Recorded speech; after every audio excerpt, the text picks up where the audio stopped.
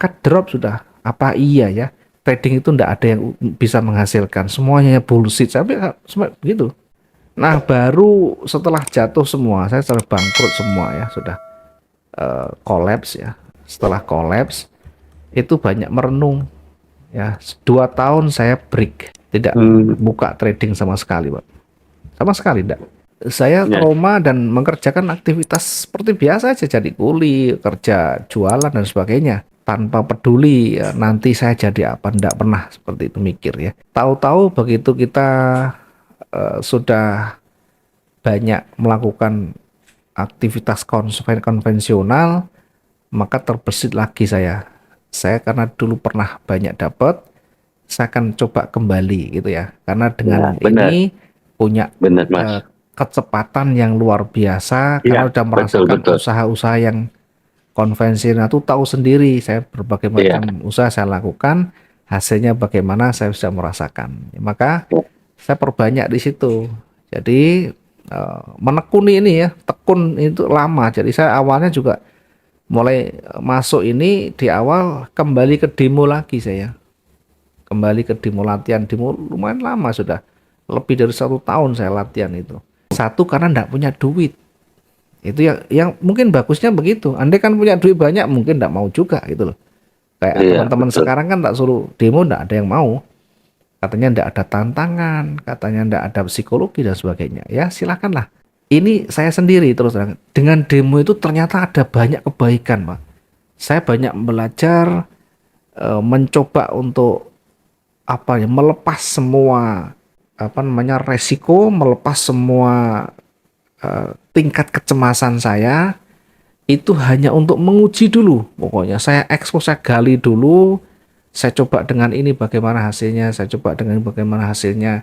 Nanti mulai mengerucut mana yang potensial, mana yang kira-kira nyaman, mana yang kira-kira menguntungkan. Sehingga kalau di demo kan habis kita buka lagi, Iya, habis buka lagi. Tapi ada pembelajaran, ada yang kita catat di sana gitu loh. Bukan terus asal kita buka demo terus ada ini masih rugi biar aja sudah tinggal tidur. Tidak bisa. Kalau saya dulu karena 1 hari harus selesai, saya terkadang pernah sampai jam 1 hingga jam 2 dini hari itu belum masih masih tidur trading.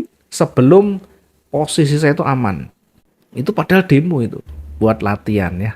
Akhirnya terbiasa dengan seperti itu, terbiasa, mulai sudah nyaman baru pakai real. Pakai real pun tidak bisa banyak karena tidak punya uang banyak, hanya $1.000 saja sudah. Ini pun mentok sudah kita mengerahkan segenap kekuatan ibaratnya begitu. Iya, Itu uang sih ingat hujan-hujan sama istri saya ke kota hanya untuk deposit ini. Tapi inilah awal yang karena perjuangan panjang itu dan kita sudah mau berubah, sudah tadi latihannya panjang, sudah kalau rugi sudah kita bisa mengatasi, kalau nanti salah kita sudah terbiasa dan kita sudah bisa mengatasi, akhirnya betul-betul terbiasa karena biasa tadi, karena sudah mahir. Beda, orang bisa dan mahir beda. iya, Kalau mahir itu naik dan turun kita sudah ketemu bagaimana cara mengatasi. Bukan ketika kita entry buy marketnya harus naik, ketika turun kita bingung, itu belum mahir namanya. Nah, itu sekilas. Nah, yang saya pelajari dari proses itu apa? Saya kembali ke ibu dari eh, indikator itu sendiri, yaitu candlestick. Sehingga saya banyak mengumpulkan referensi yang lama, termasuk yang baru, banyak belajar teman-teman dari luar negeri, yang semuanya saya fokuskan ke candlestick semuanya. Jadi kalau mau tanya referensi yang masih berbahasa Inggris, yang asli, saya punya banyak kalau pengen ya. Tapi tentu butuh waktu yang lama nanti untuk menerjemahkan, untuk mempelajari. Karena waktu itu saya pas latihan itu kan pas saya kerja masih punya usaha, jadi nggak bingung dengan hasilnya saya. Karena saya ada usaha yang bisa mengcover ya. Ini untuk belajar mempelajari gitu.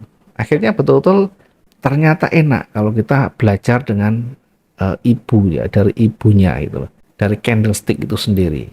Maka ketemu kalau dari candlestick itu market mau naik ketemu, mau turun pasti ketemu sudah. Oke, nanti kalau pas di teknikal saya ajari semua. Tidak ada yang tutupi ya, semuanya belajar semua. Tinggal kita nanti peka apa enggak gitu loh Pak. Ingat apa enggak ya. Kadang kita baru diajari besoknya sudah lupa gitu loh. Makanya kalau nanti saya sampaikan itu biasanya saya record Pak. Nanti bisa diulang-ulang. Videonya yang bisa diulang-ulang, mungkin nggak lupa diulang lagi ya, takutnya nanti pas kita sampaikan lupa, kemudian tidak ada untuk mengingat kembali gitu.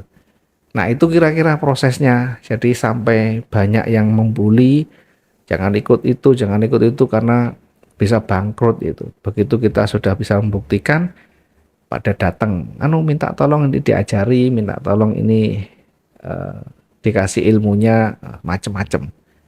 Orang itu yang dilihat adalah endingnya, Pak. Dia tidak tahu prosesnya. Ya, betul.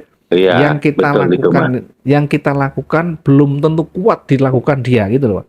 Ya, tapi kan lihat endingnya kan gampang. Oh, endingnya begitu. Jadi diajari ikut seperti itu, gitu loh.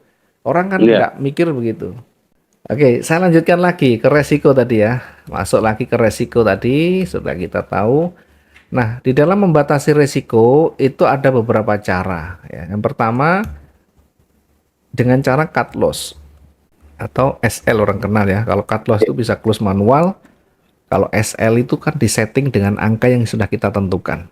Jaraknya berapa? Ya tadi 4 poin atau 5 poin juga boleh ya.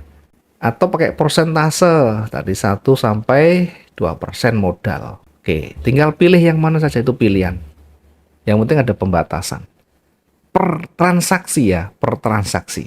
Yang kedua, kita bisa lakukan dengan cara namanya averaging. Pernah dengar averaging ya? Averaging itu sebenarnya artinya menambah. Averaging itu menambah. Menambah seperti apa? Menambah itu bisa melawan, bisa searah. Oh gitu. Jadi bisa melawan, bisa searah. Nah, contohnya begini.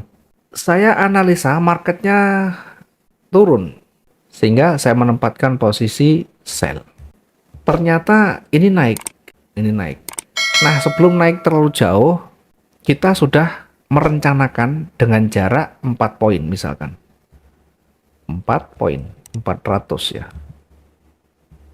Misalkan 0,2.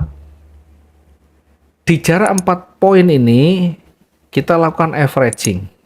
Averaging ya. Averaging sekali lagi nanti memutuskan ini kita mau melawan atau searah itu adalah teknikal di sini sebelumnya.